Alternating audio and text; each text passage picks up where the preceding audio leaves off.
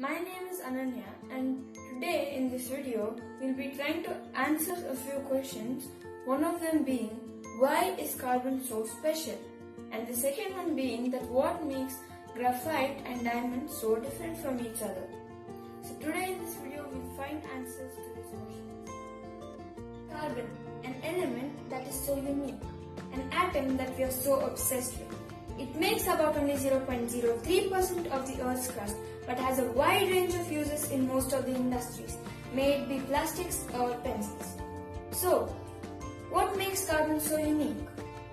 So there are basically 4 properties that makes carbon so unique. First being catenation, second being tetravalency, third being the high electronegativity of carbon, and fourth being its small size. So this makes carbon so unique, and it allowed most of the life forms on this earth to begin. So carbon is divided into majorly 2 types. First is amorphous forms of carbon, and second is the crystalline forms of carbon. So amorphous forms of carbon contains of coke, coal, charcoal and lamp black.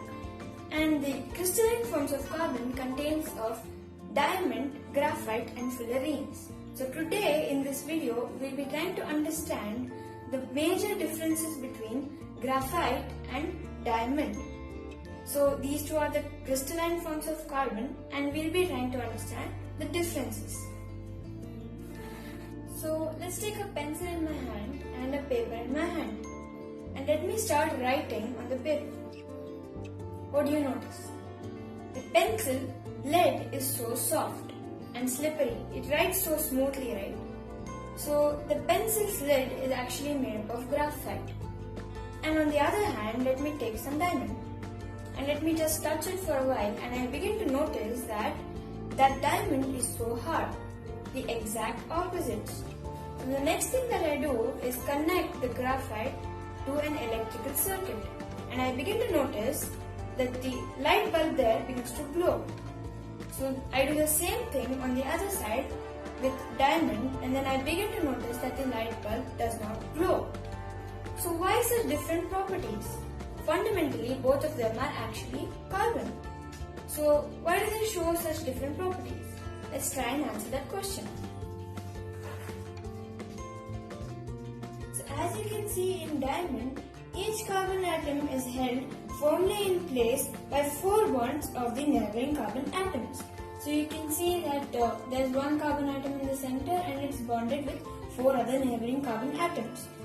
So such a configuration makes it the hardest substance on this earth. Also, its tetrahedral structure does not allow any free electrons, and if there are no free electrons, that means that electricity cannot be conducted. So as you know, diamond has a very high value in our society. It's a colorless, transparent and a brittle solid. It's the hardest naturally occurring substance, and amongst diamonds, the black diamonds are the hardest. Also, diamond is used in many places, such as it's used as precious stones, it's used for making jewelries, etc. And it's a very hard material, and thus it's used as a tip for cutting very hard materials. Also, it's used as bearings in watches. Next is graphite. In graphite, the carbon atoms are arranged in the form of hexagonal rings in flat planes. Also, each carbon atom in the hexagonal ring is attached to 3 other carbon atoms in the same plane. So you can see that each carbon atom is bonded with 3 other carbon atoms. So the third bond is going to be very loose, and as you can see, a lot of free electrons will be there.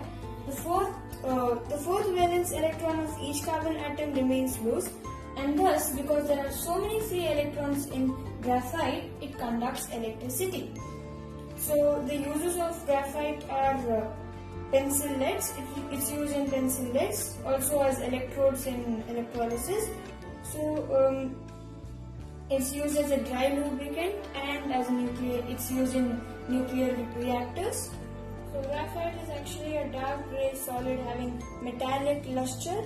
Also, it's very soft and greasy to touch. It's a good conductor of heat and electricity. These were the differences between diamond and graphite. See you next time.